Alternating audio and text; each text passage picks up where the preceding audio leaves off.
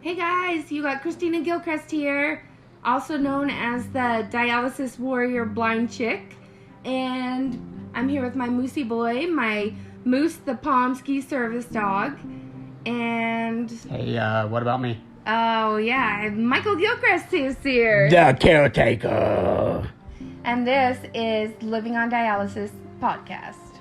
And this is a disclaimer. We are not doctors. This is just the opinion of Living on Dialysis Facebook group. And always follow up any advice you have with your team and your doctors. And again, this is just an opinion. So if you don't like it, tell me yours. Bye.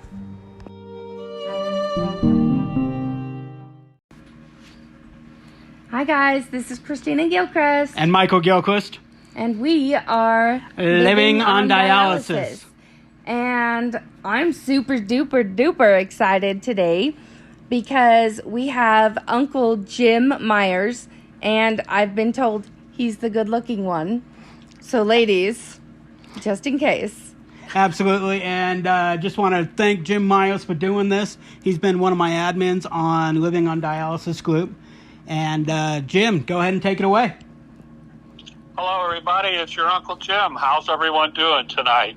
Good. So, Michael and Christina called me. They asked me to tell my kidney story. So, here's what it looks like. I'm from Hammond, Indiana. I have polycystic kidney disease, and I've had it for 41 years. Wow. I was diagnosed when I was 25. I went on dialysis when I was 58. I was transplanted at IU Health in Indianapolis at the age of 62. I'm currently 67 years old, and I've been on dialysis for almost 6.5 years now. My transplant date was April 27th, 2016. I'm a pretty active kidney advocate. You've probably seen me on social media, primarily on Facebook, Instagram, and Twitter. I've lost 5 members of my family to PKD, including my father. Oh, man. My father was my inspiration to become a kidney advocate. I advocate for groups like the National Kidney Foundation, the American Association of Kidney Patients, the Polycystic Kidney Disease Foundation, the American Kidney Fund, and the Chronic Disease Coalition. So, guys, feel free to ask questions. Okay, Goodness. so I have a question for you. Actually, first off, thank you so much. That is so incredible that you, having gone through all of this and having family members go through this, and you're still trying to make everybody else's lives better. That's incredible, Jim. Oh, well, thank you. Thank you very much. I try very hard to raise awareness and to educate. You do amazing at that. So what dialysis were you on when you did dialysis? I was on in center hemodialysis. I was suffering from vertigo periodically. Oh, wow. At that time, so I really needed more hands-on personal supervision than I could get from home dialysis or peritoneal dialysis. At that time, they gave you a machine, a bunch of supplies, and an 800 number. Right. Yeah. And that didn't exactly make me feel warm and fuzzy while my head was spinning around. So. Yeah, no. That's kind of how our experience was at the very beginning of PD as well. So when you had your transplant, did you know who your transplant was from, or was it cadaveric, or? No, it was a cadaver transplant, and I did not know who it's from. I've written most every year on my kidney anniversary to Wow. the group in Indiana that handles that, with hope that my donor's family would respond, and so far I haven't gotten a response. So I have no idea who it is, and I did ask my transplant surgeon, Dr. William Goggins, if he could give me a clue, and he said something to me to the effect of somebody between 8 and 80 years old. Oh, wow. So, So nothing real specific. It's really interesting because with me, when I had my brother's kidney, I felt a lot of guilt. And anytime I'd hear him cough or hear he was sick or anything, I felt like I had something to do with it. So when I got my second transplant, I was kind of adamant on I didn't want that person to respond to me. So I did send an initial letter after a year, but I didn't put any of my personal information in it, so they couldn't contact me. Okay. I understand that feeling about guilt, Christina. My guilt has been a little different than yours, and I have an interesting story to tell about that. I have a son. He's 33 years old now. He works for the Cincinnati Reds. He handles all of their collectibles, that type of things. As he was growing up, I was always concerned that I had transmitted polycystic kidney disease to him because PKD, as you know, is transmitted genetically between family members. And he told me at one point in time, he said, "Dad, I'm going to go get tested. I'm 30 years old now, and I'm going to see if I had PKD. And I'll meet you at the Outback restaurant in Maryville on such and such a day and time, and we'll talk about it." Well, you know, Christina, you know your Uncle Jim. I had my speech all planned. Yeah. You know, I know what to do. I know where to send you. I know who you should talk to. Yeah. You know, you don't have to be afraid, blah, blah, blah, blah, blah. And my son comes bouncing into the restaurant on his tiptoes and throws himself into the seat in the booth across from me and leans up on his hands and elbows and with a big shit-eating grin on his face. And he says to me, "Dad, I don't have it." Ah, that's amazing. So, yeah, that lifted a burden off of me that I had been carrying around all of this young man's life. And oh, wow. I can't tell you how happy I felt at that moment. But that is incredible. I am so happy for you. No, thank you, Christina. That's something that a lot of PKD patients go through, the concern about whether or not they've passed this on to their progeny. You know, have I given this to my children? I was concerned about that as well, but we got her tested so early on that I knew she was okay. And it's funny, but for some reason my daughter, every time she takes a urine sample, it comes back she has high protein. And so then I start to freak out. And apparently there's a condition that teenagers can have where if they don't take their urine first thing in the morning before they really get moving, it'll give a false read. Oh, I didn't know this. I know, right? That's interesting. Yeah, so if she's getting a urine test, it literally has to be first thing in the morning. I take it at home, and then I take it into them. And she's doing better when she's tested that way? Oh, yeah. Yeah, it comes back. Her numbers are great. Yeah, we had a scare, a couple years ago, it was elevated. She was all panicking and all that stuff, and I'm like, okay, let's calm down. Let's get another test. Let's see our options, and everything came back negative. So yeah, thankfully. So can you kind of give us a brief summary of your disease and how it works? Sure. As I said, polycystic kidney disease is passed genetically. What it is it's fluid-filled sacs on your kidneys, and this comes from some mixed message in your cilia, inside of your kidneys, that causes these fluid-filled pockets. And unfortunately, those pockets damage good kidney tissue. It occurs very slowly over time. It doesn't occur rapidly. Is why you see people that have polycystic kidney disease, you look at them and you say, well, gee, you look fine. There doesn't seem to be anything wrong with you. Yeah.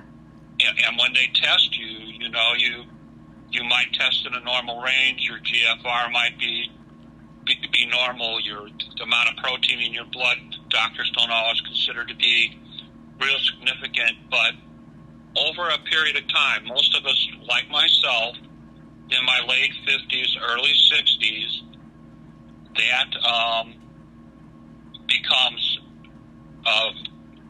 the end of good kidney function. So Yeah. Your kidneys, in fact, fail, and you're faced with a choice of going on dialysis right away or getting a kidney transplant. And a more modern doctor, someone that's more concerned for your welfare, might see where your GFR gets down to 25, Yeah. 20% function and recommend a preemptive kidney transplant. And if they don't do that, ask about it. Yeah. Don't be afraid to be your own best advocate. Ask about preemptive transplant if it's a good thing for you. And if you don't get the answer you desire, get a second opinion. It's so true. So true. Words of wisdom, Jim. Right. So I have a question. Was there anything you had to do in your 20s to up towards your 60s to maintain function? Did you have to be careful with diet? Anything of that nature? Oh, yes. I was very fortunate. I'm glad you asked me that. I was very fortunate because of my family's history. I lost 5 members of my family, including my dad, to PKD. Right away, my family doctor referred me down to IU Health in Indianapolis, and they took blood from me once a month. They put me on a renal diet. They put me on high blood pressure medication, and all of this helped me a great deal. And that's why you see the long stretch between being diagnosed at the age of 25 and ending up on dialysis at the age of 58, because they took real good care of me. And as it turned out, I was listed in 2 or 3 places: University of Wisconsin, Rush Medical in Chicago, and IU Health in Indianapolis. And the IU people were the people that came up with the kidney first that actually, was a transplant. I don't know about you, Christina, but I had experiences where I had false alarms where the transplant center would call me and they would say, you're 8th on the list, don't eat or drink anything, and be ready to get up here, in a moment's notice, and et cetera, et cetera, et cetera. Then invariably they would call back, 5, 6, 7 o'clock in the evening, and they would say, well, the 2 kidneys went to other recipients, so Yeah. You can go ahead and get something to eat now. and but the thing that you have to realize when that happens is that means you're at the top of the list. Yes. Your turn is coming. Yep. And whatever it is you're doing right. Keep doing it. I actually had a phone call, and it was pretty funny. At this time, I was probably like 27. So I was young, and I was really dumb. But I got this phone call, and they said, we've got to offer you this kidney. And they said, but it's a questionable kidney. And I said, okay, what does that mean? And they were like, it's a 30-year-old male. He died in prison, and we cannot guarantee that his blood is clean. Oh, boy. And so in my head, as a 27-year-old, I'm thinking, I want to date him, but I don't want his kidney. I was thinking he must be really attractive. Like those tough guys, huh? Yeah, being young and dumb, of course you want that bad guy. But I turned that one down, luckily. That was probably a good choice. Now, see, someone my age, 67, 68, pushing 70, we might seriously consider taking that because we might not get another offer. It's true. That makes perfect sense.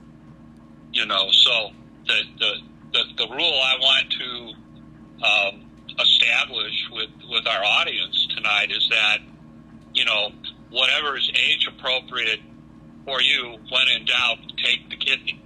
I agree. I think that's Absolutely. amazing. So we got we're going to wrap up here soon, Jim. Can you throw anything out that you want that you feel is important?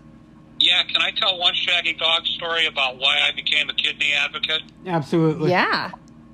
My dad, the last month of his life, was hospitalized here in Hammond, Indiana, at St. Margaret's Hospital. And even though he was sick, and even though he was not able to come home, they would still ask him to go talk to patients about peritoneal dialysis. Wow. My dad was one of the first PD patients here in Northwest Indiana.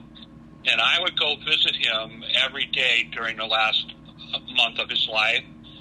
And I was there one day when they asked him, they said, would you please go down the hall and talk to this gentleman about the virtues of peritoneal dialysis? Well, we struggled to get him out of bed. We got him in one of those wooden wheelchairs with the really bad wheels. And oddly enough, they said to me, you wheel your father down so he can talk to this guy. Wow. He and I are in the hall, right? And we're going down the hall, and we're zigzagging our way because the wheels on this thing don't work very good. And I don't know what I'm doing. So I've got my arm wrapped around him, and I'm trying to maneuver him down the hall. And we meet this gentleman, finally. Now, I'm more like my mom. I'm an extrovert. I love to talk. My dad was quiet. If you went out to dinner with him, you'd better be prepared to carry the conversation, because he might not say 2 words the whole time besides, please order me this and thank you for the meal. So at any rate, we're with this guy, and my dad talks to him, and then it's time to go back. And my dad's exhausted. Now I got both arms around him on my way back, and we're zigzagging our way down the hall. When we get there, he can't even get out of the wheelchair into bed. They have to use a hoisting device to move him from one place to another, to put him in bed. But nonetheless, he did it. And so I had a very good example. Yeah. So when I look at that, and when I think about that, I think to myself, I have relatively good health, at least compared to the way my dad was at that time. And knowing that he was probably going to die, and knowing that he was going to have difficulty doing it, Yeah. he did it anyways. And he was glad to do it. Well, I'm pretty sure you got one heck of a proud papa looking down on you. I hope so, yes. Absolutely. That has inspired me to become the kidney advocate that I am. Well, I can tell you first off that, Jim, you have inspired so many people, thousands, hundreds. I mean, you have just inspired so many people. And I want to thank you for pretty much being there from the beginning and helping me with questions and helping me with the advice and helping me start the group. Because honestly, if it wasn't for you, I don't know if I would have. And I just want to thank you for that. You're very welcome. And Living on Dialysis is one of the hottest groups on Facebook, and I'm real proud to be a part of it. I'm particularly proud to have you and Christina as my great and good friends. Absolutely. We are too. To finish up the interview, Christina, do you want to take it? Yeah. Jim, how are you living on dialysis? I'm doing very well, thank you. Awesome. Thank you so much, Jim. And I can't guarantee we won't call you to come back because you're amazing. Thank you for coming today. Absolutely. And thank you, Jim. And keep living on dialysis. I will do that. And you guys get a copy of this podcast for me, and I'll spread it around a little bit. Absolutely. Thanks, Jim. Take care. Have a good evening. See ya. Bye-bye. I am going to review the Spartan race that I did on July 9th, 2022. I did the Spartan Beast. I did it with Peter Gilchrist and Mary Gilchrist. Well, I say I did it with Mary, but let's be honest. The second the race started, she booked it, and she pretty much runs the whole thing. We actually crossed paths. She was 6 miles in, we were 3 miles in or something, and she said, "Oh, it's brutal up there." I had to sit down, which we knew it was going to be terrible. So this course was apparently a championship course. It was, again, the Spartan Beast, 13 plus miles, 30 obstacles, and this one was absolutely the hardest race I have ever done. I have done a couple of supers, which are 8 plus miles, and this course, even the best athletes had a problem with this one. It seemed like it went straight up and straight down. And where I excelled is I'm really good at hiking. I don't stop. And mostly because when I stop, I start clamping. So if I don't stop, I can't clamp. And I'm really good at just continuing on. So that's why I excelled with Peter. And Peter did amazing at the straightaways. And he kept pushing me. At the straightaways, I would slow down. And as I started to slow down, I would start getting Charlie horses in my legs to where I could hardly even walk. But being a caretaker, I have not had as much time to train for this race that I usually do. But I lost 150 pounds, so I always have a race ready. And I suggest you sign up for one. It's a good thing to always have in your back pocket to be training for. And keep healthy, you guys. Bye. Okay, this is Michael's movie review, and we went and saw Thor, Love of Thunder, or whatever the hell it's called. And basically, we tried to see this 3 times this week, and Christina was sick twice, and we were actually able to go see it. And so, Christina, what did you think? I absolutely loved it. That's the screaming goats from Amber. Amber and Scott are playing our screaming goats for you guys. That's right. If you don't know, there's screaming goats throughout the entire thing. It's actually pretty funny. You'll totally understand when you watch it. I thought it was great. I am usually not a comic show kind of fan, but it was phenomenal. I loved it. What did you guys think? What did you guys think? I thought it was good. We were very entertained. Of course, the goats were probably my favorite. See, and I'm actually going to go the other way. I actually didn't really like this one that much. I thought it was good. But I honestly thought it kind of dropped the ball.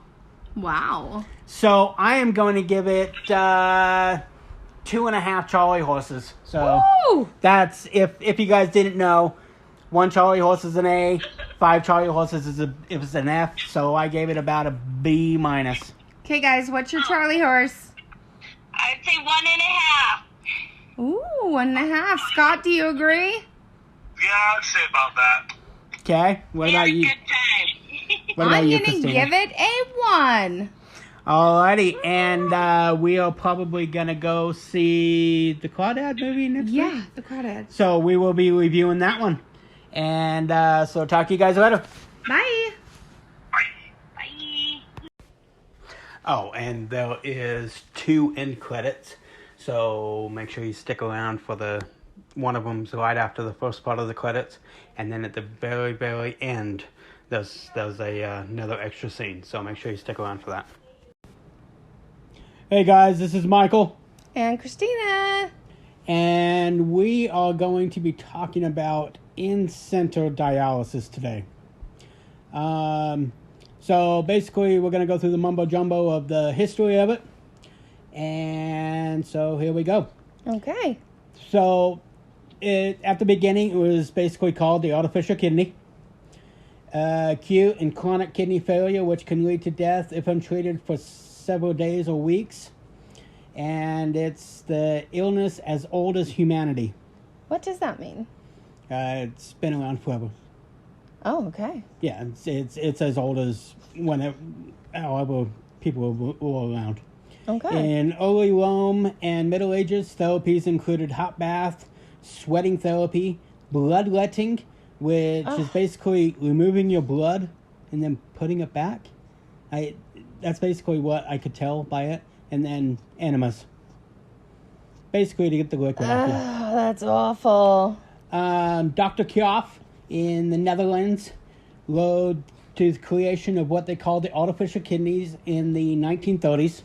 At the same time as this research, World War II broke out.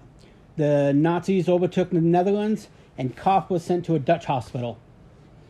Although the material was scarce, Kjoff improvised using sausage skins, orange juice cans, and if you remember from previous episodes, he used a washing machine. Yeah, a freaking washing machine. Although in 1943, although crude, the artificial kidney machine was invented and completed. During the next 2 years, he had 16 patients, all with little success, until 1945. A 67-year-old woman in a uremic coma, which is basically a dialysis coma. Okay, wait. They called it a uremic. Like a urine coma? Basically, toxin coma. Oh my gosh. And because of all the toxins in your blood, and by doing dialysis, she regained consciousness. Whoa. She lived for another 11 years, eventually dying from other medical problems. Dang. So, at that time it worked. That's like a crazy success. Yeah, 1 out of 16, so... Yeah, well, she got the... Dr. Kjoff came to the United States in the late 1940s, explained his success with the artificial kidneys, but hospital administrators were opposed to this type of therapy. Kjoff and his associates were forced to perform dialysis in surgical suites after hours. So basically, he made the first dialysis clinic. And it was just a nighttime dialysis clinic. Basically. And this all paved the way for the first kidney transplant in 1954. Dr. Scribner designed the first graft on the outside of the skin. Oh. It was a plastic tube connecting the vein to the artery, basically the same as a graft under the skin, but it was in a U shape on the outside. Oh my gosh, that's insane. And they called it the Scribner shunt. Oh my gosh. In 1962, Dr. Scribner opened the first dialysis clinic. He eventually developed the portable dialysis machine. Again, by 1973, 40% were doing home hemo. That is insane. Truly insane. Yeah, because of all these inventions, Kjoff and Scribner went on to eventually develop heart-lung machine and then the artificial heart. That is insane. These two people were like massive. They were. In the medical field. Oh my gosh. And it's amazing how much they were denied until they proved that it actually worked. Yeah. So. Dang. All right, so like we said, this episode is about In Center. And who better get the advice or knowledge from the amazing Christina, where she did how many years? Well, total almost 6. Okay. Yeah. Well, why don't we go ahead and start with when you first started in Center? What did you think? Well, so the thing about In Center is you go into it very blind. You don't know what to expect, and even if it's explained to you, you have no idea what you're going to go through. And walking in that first day is terrifying. Just absolutely terrifying.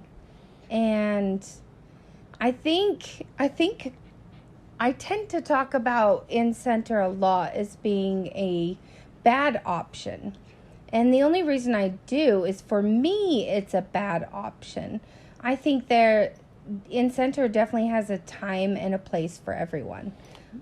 Right, and Jim, just like Jim, our guest that we had this week, was basically saying that he basically had to do In Center because of some of his other medical conditions at that time. So yeah. I hate bashing In Center because there is a lot of people that In Center works. Yeah, it But really at does. that same token, I wonder how much their mind would change if they were introduced to home hemo, though. It's true. Like, I have done all three of them. I've ran the gamut, and in center was by far the hardest thing I've done in my life. And once you get in it, you're stuck. It's like you're just stuck in this miserable cycle of feeling awful. Right, you get pretty much sucked dry, and you're miserable until you're fluid heavy, and then you are repeating the cycle. I do think there are some positives Okay. about In Center. It's a great social network for people who are sick. Sometimes you're sick, you're stuck in your house, you're stuck in a center, you're stuck pretty much by yourself and your family members, but it actually, you get to go there and you meet other people. You hear other stories. You get to make friends. Some of my favorite people in this world I met at In Center. The very first day I went In Center, I sat across from this beautiful lady that was just the meanest old lady you could ever meet. And I broke her. And she became my everything. I sat next to her for years and years and years until the day she passed away. And crazy enough, she passed away on my birthday. And yeah, like she became my everything. She became family to me. And so I think that there are bonds that are created that... Oh, Moose wants to talk, huh? There are bonds that are created that don't get broken. And that's amazing. I can totally understand that one. I was thinking about your Uncle Red, and you want to explain... Rick. Well, Uncle Rick, sorry. You want to explain who he was and the process that he went through? Yeah, so my Uncle Rick, believe it or not, was born without kidneys and no bladder. And he was not supposed to live. And he truly was an inspiration. I wish every single one of you could have met him, because he changed my life in amazing ways. But he ended up being the longest person on dialysis in Utah, and he tried at home for a while when he was young, and it wasn't PD. My dad said that they would take gallons of milk and cut the top of it and put the fluid on there and then pour it into his stomach, and it just sounds like it was a disaster. But they did that as long as they could, and then he went in center, and he did that as long as he could. And this man who wasn't supposed to live at all ended up passing away in his 60s. And he was just phenomenal. And so you do meet people there that you'll never meet anywhere else. Yeah, I can totally understand that, because Yeah. I see how you interact. You guys just have a connection. Yeah, So- and there's also, like, I think it's interesting, because I remember after I'd been there a little while, I had this sweet little lady, and her name was Jane, and we were all sitting out in the waiting room talking, me, Jane, Jean, and another girl named Rochelle. By the way, hi, Rochelle. And we were talking about medical history, and they asked me how old I was, because I was the young one in the group. And I said, I was born in 82. And she said, I got my colostomy bag in 82. And it was just the funniest thing, because we all sat there and laughed our butts off over something that it's awful and that sucks. But it was so funny that her colostomy bag was as old as I was.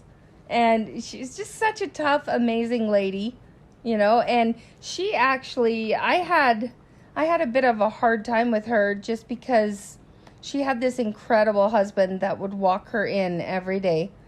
He'd put a blanket down on the chair, and then he'd help her on the chair, and then he would put another blanket over her. He would literally tuck her feet in with that blanket. And it was just the cutest thing I've ever seen in my life. And shortly after I had started going there, she decided to quit. And I was so angry.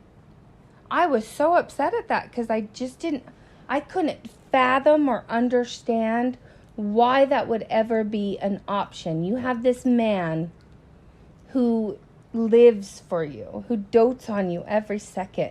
You have family members. She would talk about her family all the time and just how incredible they were. You had all of us who just adored her and loved talking to her when she was there. And so I went through a hard time because I truly was upset at her for quitting. And the longer I was in that center, the more I saw people go. And the more I learned, sometimes you earn death. Sometimes it is earned. And it's not a sad thing. It's not a miserable, they could have lived their whole life. They could have this, they could have that. No, they fought their life.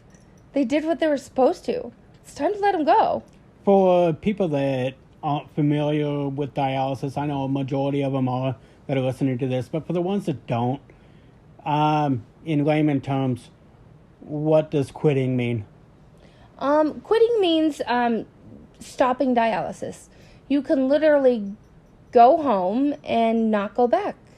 Okay. So basically you're just letting the toxins build up and...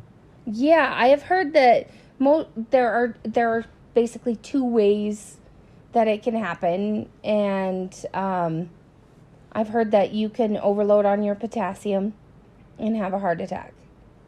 Or you can let your fluids build up and it will fill up your lungs. Okay. Yeah. So, I mean, that gives you a good aspect of what mindset dialysis can put you in at times. Yeah. And that's where I am so glad that there are more options than just that one.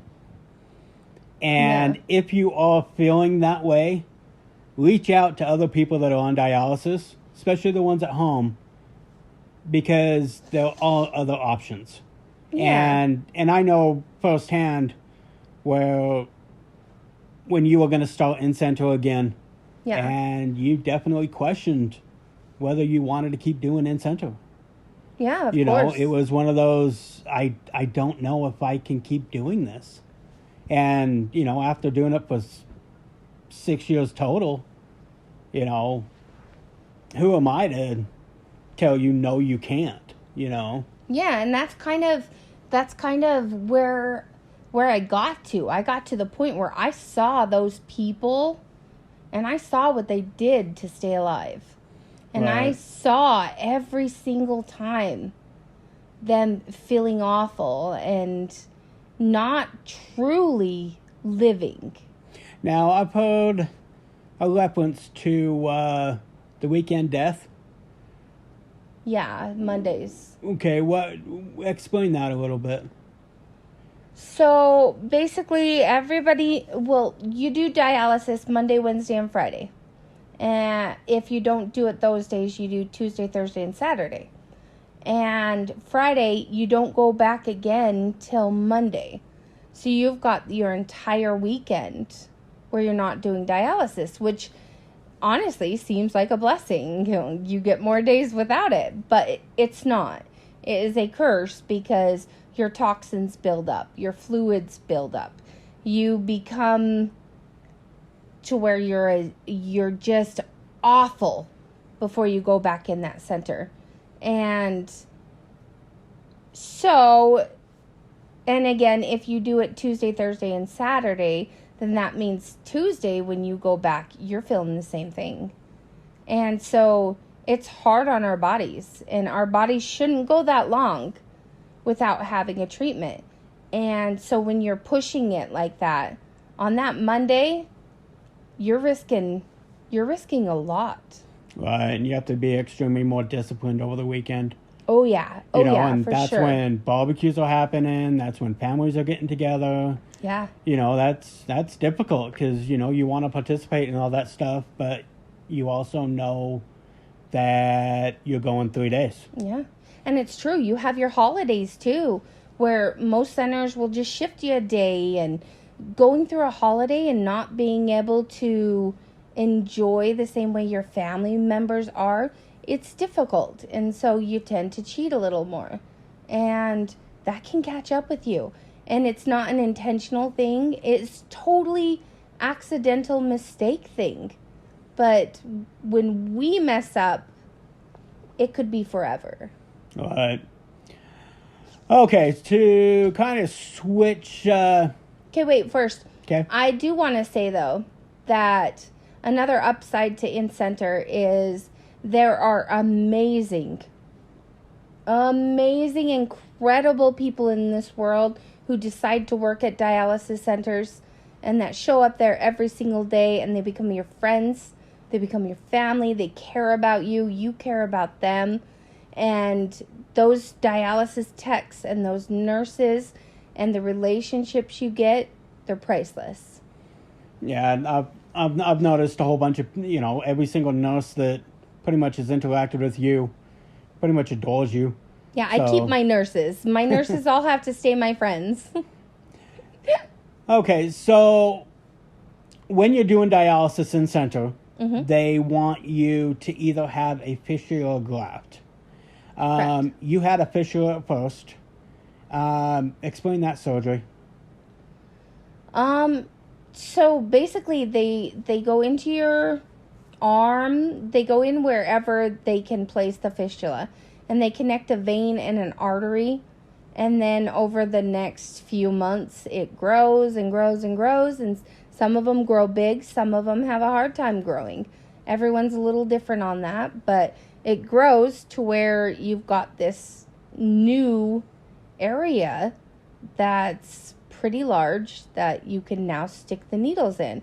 These needles, if you stuck it into a regular vein, I don't know if it would even semi-close fit in there. And so you've got to have something that has a larger capacity of fluid. Yeah, I believe the 15 gauge needles, I know they're pretty big. And then basically you have a fistula so you can have higher pressure. Yep. Doing you your can dialysis. run the machine faster, because Okay.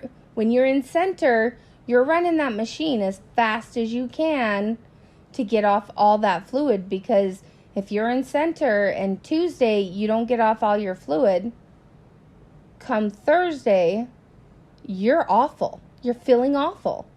And so it's a constant battle of, hey, how much can I take off? How much can I take off?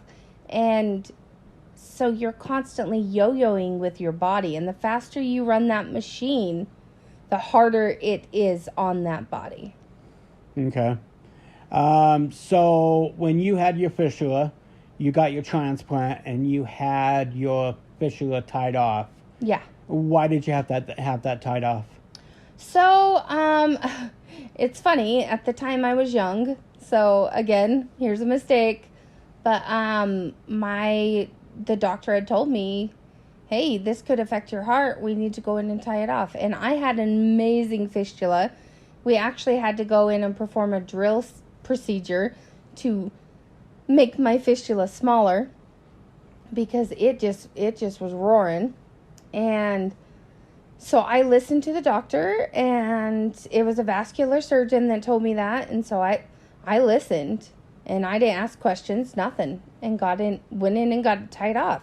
And shortly after that, when I rejected, every doctor that talks to me says, why is that tied off? Why is that tied off? And I was like, I don't know. This one doctor told me.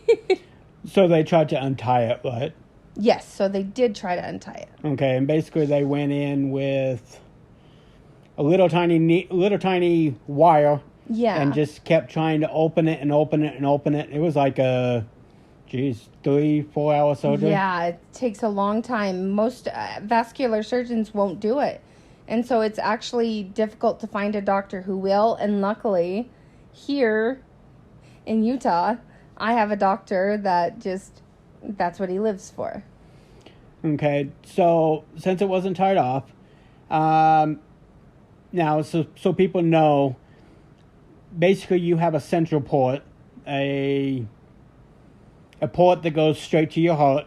Yeah. So you can run dialysis. Exactly. Now this is a smaller line, so we can only run. We run a lot slower. Of 300, 350. But the luxury is we do it at home, so we can do it more often. No needles. No needles, which is nice. It's nice, but honestly, the risks that come with having this, and like I've had mine since last, I don't know, October. Yeah, it's been quite a while. So I've had mine a long time, and so yeah, there are so many risks of what can happen to this right now, and that's why getting a fistula is option number one, because it's the safest way for your body to do dialysis. Now, since we're on that, there was a little fact that we found out about, that if this thing has healed and you still have your stitches, talk to your clinic about taking those out. You know, of course it's up to the clinic. Your central line. Yeah, your central line. You've got these stitches that are just poking into your skin. She was absolutely miserable. And one of our nurses walked by and said, "Hey, why don't you take those stitches out?" And I was like, please, I'll pay you. Yeah. And in fact, that was quite a while ago. But, okay, so if you can't get a fistula, and we tried to have surgery to have another fistula placed, they weren't able to, so they made a graft. Yeah. And it's like I said in the history part of this, it's basically where you're taking a rubber hose and connecting it from the vein to the artery. And I don't know if it's so much a rubber hose. Well, I'm not sure though. You're right. You're putting a silicone hose in your arm that basically acts as a fistula. Yeah, and there are risks to that. Right, because you're putting a foreign object into your body. Yep. And your body doesn't like stuff like that. So yes, and sticking it with the needle, there's risks of part of that graft coming off and going off into your bloodstream. Right. So there's definitely, that's why they say the fistula is the best option. It's because it's just safer. Okay, and so... and a fistula lasts longer. Okay. Yeah. All right, so let's go ahead and go through some of the side effects that you get from in-center, well, pretty much dialysis in general. Oh, side effects. Okay, so me and my dad, so my parents were incredible. When I did in-center, I was a single mom, and my parents, they both worked full-time, and they both showed up anytime they could. I swear I thought my mom was going on zero sleep for years, and she probably was. And so every Saturday, my dad would drive me to dialysis, and he'd come pick me up. And we actually started a little game after he would pick me up, and we would joke about how far can we get before I threw up. Because I always threw up afterwards. And the reason you're throwing up is because you're so dehydrated? No, I don't think so. I think it's something, I think it just messed with my body to be pulling that much off. The process, it looks super easy. Like someone's sitting in a chair and they just got some tubes hooked up, you know? They're just peacefully getting some blood. But it's a dramatic process on your body. And so your body gets worked. So what people need to remember is, like, when you wake up early in the morning and you have to run in and go to the bathroom, you have to run in and go pee. That is pretty much your form of working dialysis. Yeah. Is basically when you're urinating, you are getting rid of all those toxins that your kidneys taking care of. Yeah, but fortunately for someone who does have good kidneys, those kidneys are working 24/7. So they are constantly removing the toxins you don't need and keeping the good ones. And that's kind of what I was referencing is you are asking a machine to do 3 hours of work of what needs to be 48, 50 Yes. hours. Exactly. And so, I mean, you are pretty much being sucked dry. Yeah, and if you actually think about it, like, it truly is that dramatic to your body. And You're getting everything all in 3 hours. And it really is, it's a game you kind of have to play. I mean, just doing at home, trying to play with dry weight, where now with Christina, she always loses weight. She never gains. Yeah, always. Always, absolutely always loses weight. But with your dry weight, if you don't know what that is, it's basically what your weight is when we take that fluid off. And like, say it is 70.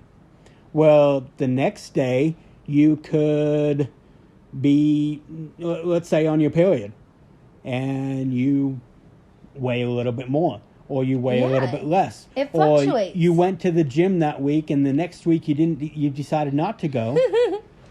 So you're constantly playing with that number. He is talking about me, by the way. Yeah, she's been. She wasn't feeling good for about a week, so she's actually doing much better. So Yeah, much better. Thanks to him. He gets me through this stuff. All right, so let's go ahead and wrap this up.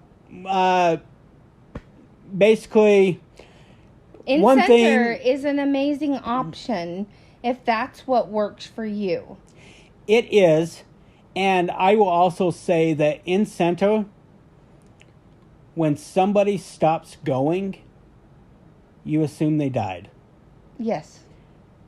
Ask your clinic, because I can only imagine how many people think in just the just the clinic that Christina goes to, of how many people just think this young lady just stopped coming.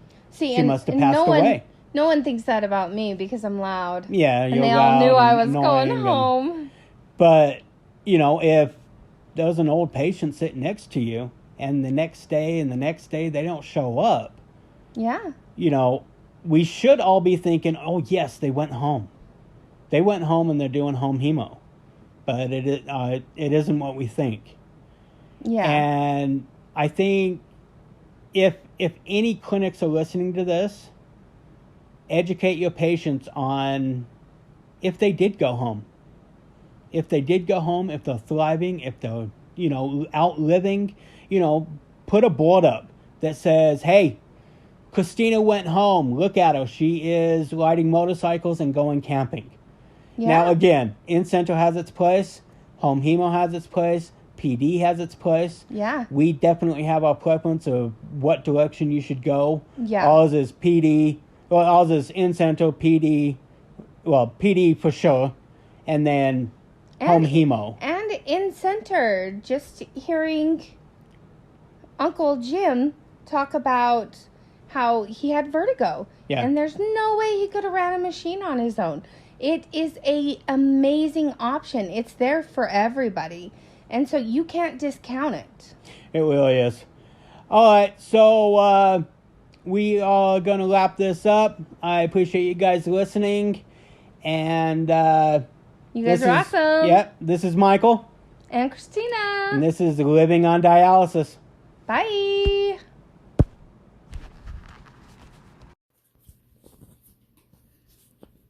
Hey guys, welcome to Christina's Crazy Corner. Today we got Amber and Tyler. And Tyler, you got the idea, right? Yep. Okay, here we go. Alright, so today we're going to be talking about the funniest city names in America. Okay, I like this one. Awesome. So the first one is called Normal, Illinois. Normal. Okay, so I don't want to brag or anything, but I totally think I should live there. I don't think you're very normal, though, Christina. I think I am like the definition of normal. Yeah. right? Sure. Ah. Well, you do have a crazy corner. I don't know. Maybe you're right. Maybe normal's not fitting. But so this city was named after the State Normal University of Illinois. Illinois State Normal University. Oh my gosh. So you can only go there if you're normal. So obviously you didn't go, Amber. I can. Quite normal. Who likes normal anyway? Well, all the people who live there. All right, what's next? The next one is Dummer, New Hampshire. Amber, Huh? I found your city. That is not my city. Whose is dumber? Probably, we'll say Mike and Scott's. Okay. We'll send our husbands there. They can't defend themselves. Dumber city. How did that happen? So it was actually, the founder was a wealthy businessman from Portsmouth, and he named the town after Massachusetts Governor William Dummer. Oh. Wow. Okay, Interesting. William Dummer. You would think you would change your name. I would. Yeah, you would think so, huh? I don't. If I'm being recognized and my last name's Dummer, I'm gonna go ahead and give that a change. Yeah. Yeah. All right, T. All right, the next one is Hell, Michigan. Okay, now I think we all should live here. I think this is where we're all destined. Maybe. Hell, Michigan. Okay, why? Okay, Yeah, so why? it actually, they don't know exactly why it's named Hell, but one of them thinks that it comes from the German word Hell, which means bright, or it's because of the deep forests found around the area that are just really infested with bugs and mosquitoes and... It sounds like hell. Yeah. Yeah. Wow. Oh, that sounds lovely. Interesting. Yeah. I'm sorry if you live in hell. Yeah, I'm so sorry if you live in hell. All right. The next one is Rough and Ready, California. What? Say it again? Rough and Ready, California. Don't have my daughter say that again. Oh my gosh. You're never allowed to say that again. Imagine living there. You have to say it all the time. I live in Rough and Ready. Oh my gosh, I almost want to live there just for that. Why? How did it get its name? And don't say it, Tyler. Okay, so it actually, it was founded in 1849, and it was named for a Wisconsin mining company, which was nicknamed Old Rough and Ready. Oh, wow. Huh. Old Rough and Ready. Old Rough and Ready. Okay, well, yeah, he's ready to go. All right, the next one is Chugwater, Wyoming. That one. Water. Okay, to a dialysis patient, that one sounds delightful. I'm sure it does. I will chug water all day if you'd like I me wonder to. if it's hot there. I bet they have hot summers at least. Wyoming isn't hot in the winter. Yeah, maybe it's like insinuating you're going to have to chug a lot of water. Well, actually, the Chug is actually a stream that runs through the Herding Valley of the place, and that's what they named it after, was the Chug River. Oh. We really read into that. Yeah, We did. you guys did too much. We gave that a life of its own. Oh. All right, so the next one is called Random Lake, Wisconsin. Random lake? Yep. Random. Huh? Just so random? Just some random lake. Have you Yeah. been there before? I've been to a few random lakes, but I don't know if I've been to that random But lake. have you been to the random lake? I have And not. that's actually what the town's named after, is a lake that's actually named Random Lake. They named the body of water Random Lake. And then the town was named Random Lake after it. Makes you wonder if the person knew, like, I'm going to do this for comedy. Or if it was just like, Yeah. I got nothing else, so Random Lake it is. Just some random lake. Yeah. All right. The next one is called Why Arizona. Why? No, Why? but why? The reason it actually was named Y is because they had a Y intersection with State Route 85 and 86. And so it was actually the center of the town was where that was at. But now it's a T section. And they just kept the Y. WHY now. It's called Why Arizona. But why? Well, I don't know. Hey, I know why now. where do you live, Amber? Why? What? What city do you live in? But why? I live in why. What? Why? The next one actually goes with this a lot. It's Why Not Mississippi? Why not? At least that one's Wait, why and positive. Why not? That is So a I live positive in why. statement. Where do you live, Christina? Why not? But why? I live in why. Why not? I would rather. Okay, which one would you rather live in? Why or why not? Why not? Where was why not? Mississippi. Probably. She's going based on the Probably why state. not. We I were don't just know. going on names. Arizona is hot. It's true, but we were just going on names, silly girl. But if I had to choose, why not? Why not? Exactly. But yeah, they actually don't know why it's named Why Not. So they're kind of like, why not? Should you change it? Why not? Yeah, that's Okay. amazing. This is actually the one that was on the front of the page that I got interested in. It's called Boring Oregon. Aw, boring Oregon.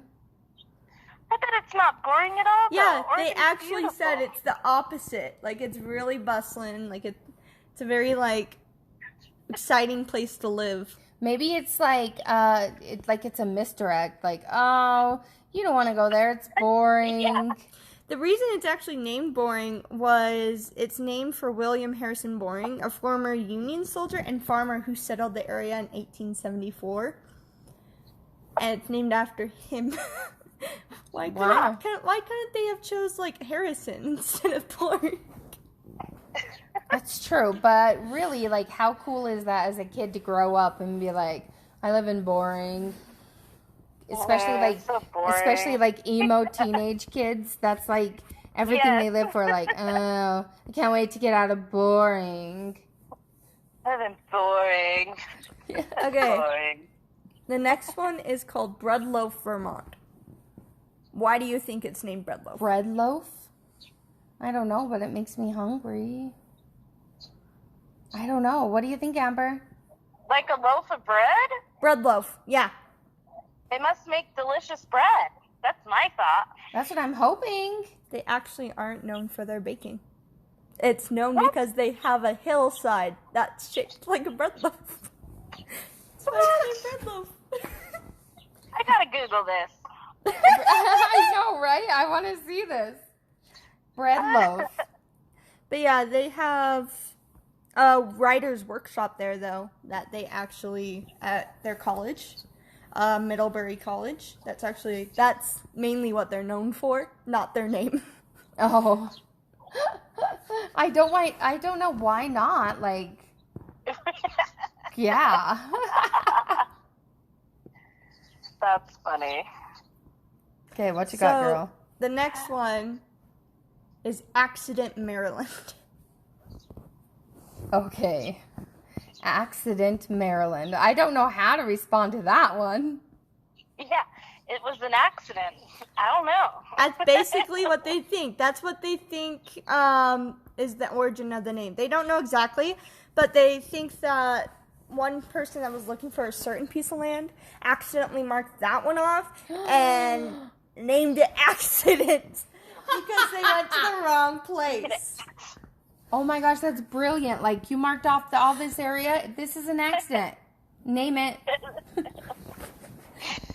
That's really cool. Yep.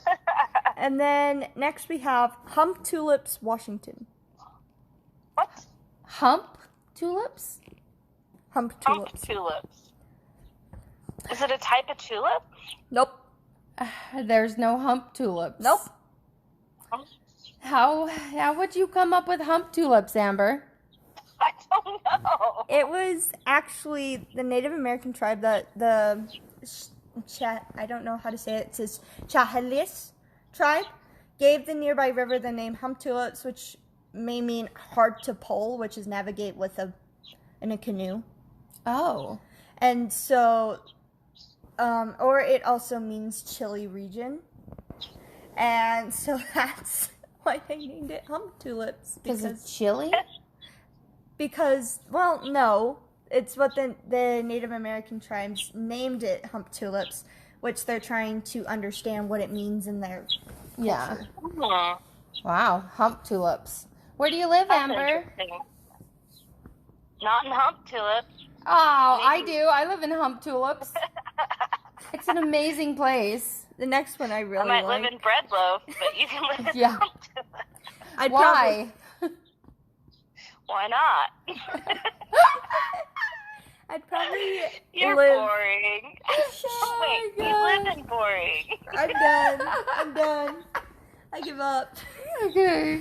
The next one is Nameless, Tennessee. Nameless. Nameless? How did that happen? It's like a How John does the place Doe, called you know? Nameless? It's like one day someone found it and they're like, dang, we don't have a name for this. It's nameless. They actually don't know the origin of this name either, but one thing is that they think that local residents left a blank space on the map to put a post office, and the federal government gave this place the name Nameless because they didn't name it themselves. Oh, so they left it blank. Or they say that it could have also been taken from in protests after Yankee feds rejected a name chosen to honor Confederate general. So they were like, let's just name it Nameless. It's kind of like a last minute thought. Wow. Okay. Nameless. All right, and the last one is very confusing. It's ZZYZX, California. No way. Yeah, ZZX. Oh, I've seen Zizix. I think it's on the way down to San Diego. Uh-huh. Oh my gosh, why? It's a fly speck in the Mojave Desert, and it was known as Soda Springs, but an entrepreneur who hoped to make it into a mineral springs, into a tourist spot, changed the name into something more memorable. Oh, yeah. So they changed it to the whatever it is. I wonder how they pronounce it. I don't know. But now it's like a study center, like California State University campuses actually Reside there? reside there. But now it used to be, that university used to be the last name in the index for California. Oh. Now it's, and that's why they changed the name to that, so that would be the last name in the index. That's insane. That one's crazy. Okay, well, with that, guys, we are done. So join us next week. Bye. Bye. Bye.